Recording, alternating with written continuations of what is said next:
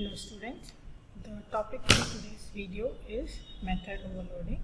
So we'll see with examples how method overloading is done in Java. So method overloading is a way of achieving polymorphism in Java. There are two ways of achieving polymorphism. One is method overloading and one more is method overriding.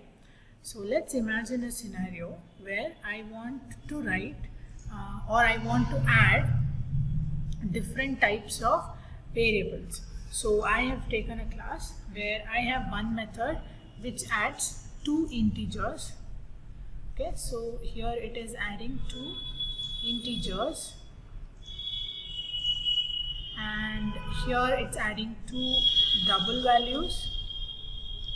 Here it is adding one integer and one double value. And in the last one it is going to add three integers. Okay, so we know that two methods cannot have the same name in Java. How two variables cannot have the same name, two methods also cannot have the same name. So what I'll do, I'll write add1 is it will accept two integers as parameters, add it. Okay, no displaying nothing because this is just a program to make you understand, so I'm not written a display statement or anything. When I come to my second method, it is taking two double values. Again, I have named it as add2. If you look at my third method, the name is again add3. If you look at the fourth method, it is add4. Suppose I give you four more types of addition. Say I'll say two integers, one double, then two float, one integer. So I'll give you different combinations, right? So imagine your methods will go on increasing as add5, add6, add7, so on, right? So let's say I've written these four methods. Now I want to call. So how will I call? I'll call an object of I'll create an object of example. Then I'll say ob.add1 2, 3. Now when I say add1, it will become my duty to remember what are the parameters it's going to take. So I can't say add 2, 3. Obviously it will do implicit conversion. But if there are variables where implicit conversion cannot happen, then it becomes my headache actually to remember every name of the method. Right? What does add1 take as parameter? What does add2 take? What does add3 take? What does add4 take? Now let's take the same example in real world. In real world, when I'm adding two numbers from your school level, they didn't teach you add one is adding two integers. When you're adding fractions, they didn't name it as add2 or addition 2. They called everything as addition itself. The operation is addition, but how do you do that operation depends on the value on which you're doing operation. Immaterial of all of that, the name given for that operation is still addition, right? So I want to have the same kind of freedom when I write a program. So what Java offers you is, Java offers you something called as method overloading.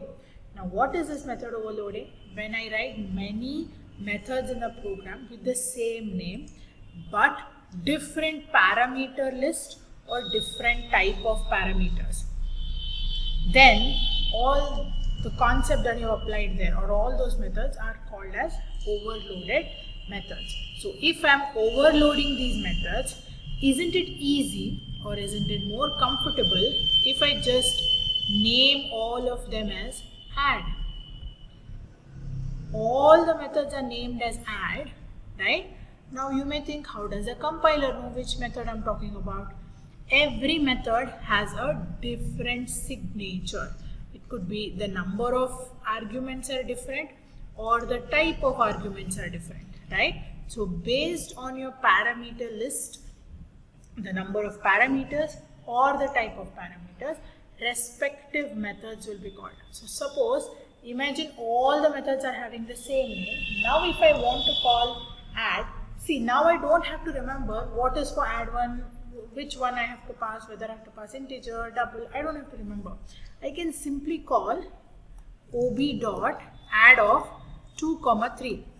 What the compiler will do, it will bind this method to a method which is going to have integers as the parameter. So there is a method, right? So this will be bound at compile time the binding will happen, right? And that is why we call overloading as static binding, or it's also called as early binding. That's why you get a compile time error if at all you write a method which does not exist in your list of overloaded methods. For example, if I write ob.add of 1, 2, 3, 4. Now this method doesn't exist, right? Method with 4 parameters does not exist. So it will not allow you. Or even for that matter, if I write say 1.0, 2.0, 3.0, then also it will create a problem for me. 0, 2.0, 3.0, because there is an integer of 3 parameters, but there is no double of 3 parameters. Because while compiling only it will bind the methods, it will give you an error. Okay, and since it does the binding or attaching it to that method at the compile time, it is called as static binding or early binding. So overloaded method simply means that you have a list of methods which does a similar function. Now you can't have an area function and volume function give the same name as area. That doesn't make sense. Okay, so overloaded or overloading methods is a concept which will help you to bring about this real world example of having the same name for similar function but operated in a different way. How I add two fractions is different from how I add two simple numbers or natural numbers, but still I call both of them as addition. So I want the name of the function to be same so that there is no confusion or there is no choice of remembering so many names. So this concept is called as method overloading. How do you call the method? It is as good as calling any other method. Object name dot the method name, and based on the parameter list, it could be number of parameters or type of parameters, the respective method will be called. So now let's see some examples where we will discuss whether it is overloaded method or whether it is not an overloaded method.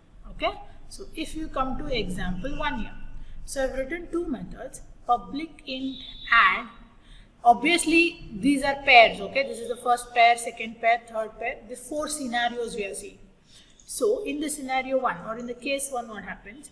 2 parameters are there, int a and int b. Here also 2 parameters are there, int x and int y. Now here it is not overloaded.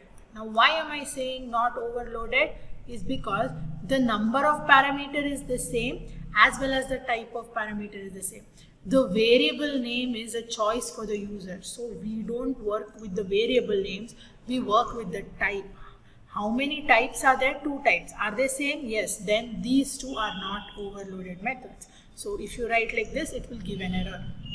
Just because you change the variable name, I can't bring about overloading with change in variable name. The type itself has to change or the number of the parameters have to change.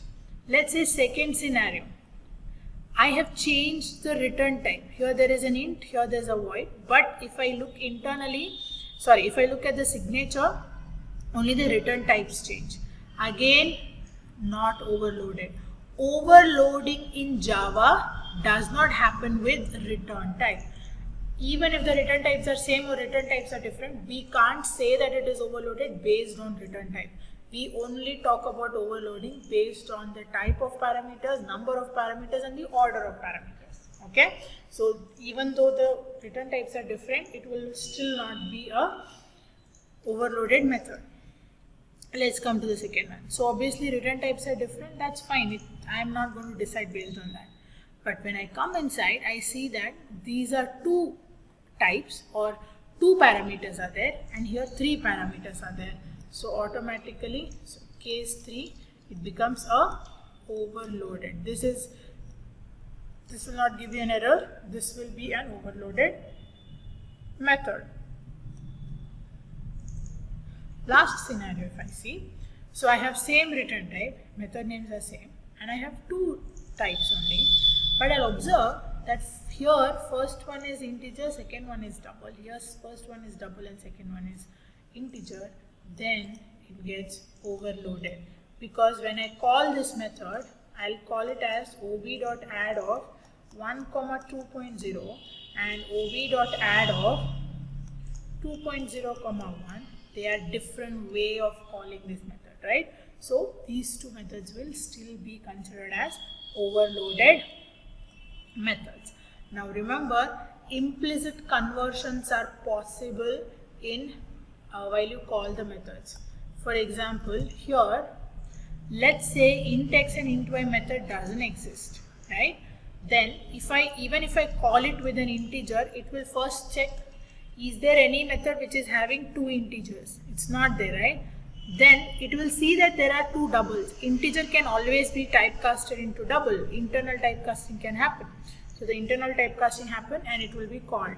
So only when a method with the same parameter is not available and it's okay for an implicit conversion to happen because you're not going to lose any data, then implicitly conversion will happen and it will not be throwing you any error. Okay, so with this, let's tell what are the rules for overloading.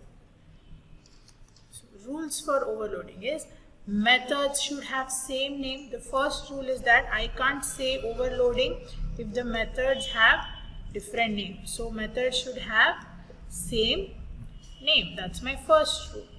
Okay. Second rule. For overloading to happen, there are two things. Either types of parameters must be different.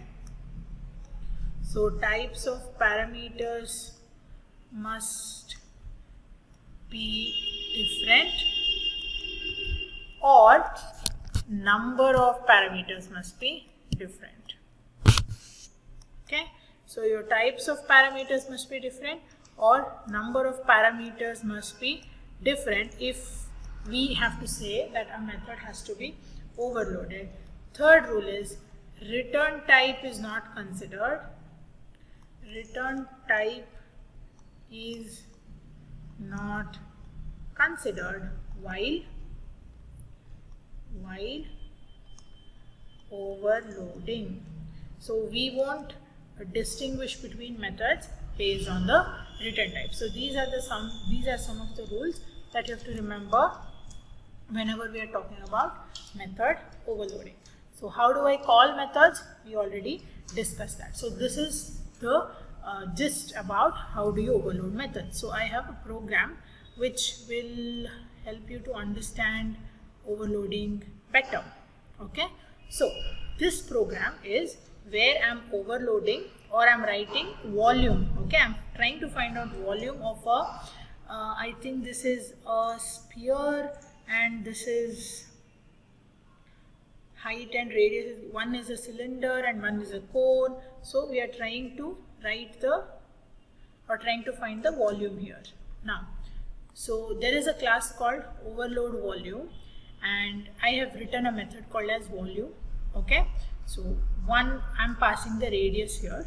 So the formula for the volume of sphere is 4 by 3 into pi r cube, right? So I'm calculating that and I'm returning the result. Now if you observe, all of them have double as their return types and all the methods are having the same name as volume, but they're differing in their number of parameters. One of them has one parameter, the other one has two, the other one has three. So this is a cuboid, length, breadth, height. This is a cylinder, I guess, height and radius. So for cylinder it is pi r square h is the volume. So pi 22 by 7. 22 by 7.0 because I want the double value. If I do 22 by 7, it will take only the integer value, right? So I've done it as 22 by 7. If you want to write it as 3.14, you can always write it as 3.14. So again here, length into breadth into height will give you the volume. Now how can I say they are overloaded methods? Same name, agreed. The return types are same, no problem. I am not going to bother about the return types here for my overloading. And I can see that the number of parameters are different. So how do I call this particular method? So while compiling, what happens? I have created some variables to take the input from the user, right? So I have created an object and I have taken radius of the sphere, cylinder, height of the cylinder, length, breadth and height of the cuboid. So I've taken all the values from the user. Now I want to print the volume, right? So it is returning me double. So I will call the method inside my print. Fine. So what am I writing here? I'm writing volume of the sphere with radius rs. So my radius of sphere is there in rs is obj.volume of rs. Now when the compiler comes across this line as obj.volume of rs, it's going to go back and check, is there any method with the name volume? So it will find yes, there are 3 methods with the name volume. Which of this 3 method will match that? There only one parameter I'm passing, so that method call will be associated or will be bound with this method, right, where there is only one parameter, and it will execute this when interpreted, but at compile time it will be bound. Then it will come here, and here you have headc, rc, so it will again go back and check, is there a method volume with 2 parameters? It is there, so it will bind it. Is there a method with 3 parameters? Again it is there. Now what is the advantage of writing this? If at all I didn't have method overloading, you could understand, or you can imagine, I should give different names. So I have to give volume 1, volume 2, volume 3, or I have to give a bigger name, volume sphere, volume cylinder, volume cuboid. Instead of that, now in real life, everything is volume, immaterial of it being a cylinder, cone, sphere, cuboid, cube, whatever, right?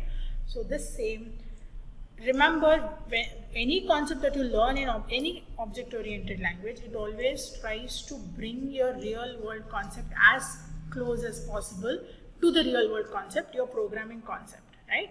So here, overloading tries to achieve that, but it achieves that during the compile time. That's all. That is the important thing that you have to remember. So you will see that it will actually print the volumes of all the 3 based on the value that are given. So this is a sample program of writing overloaded functions. So from your exam perspective, one of the questions from part B will always usually be a overloaded method program, where they will tell you what are the methods that you have to write and what is the name that has to be given. Everything will be given, but you should be careful enough to write the overloaded methods.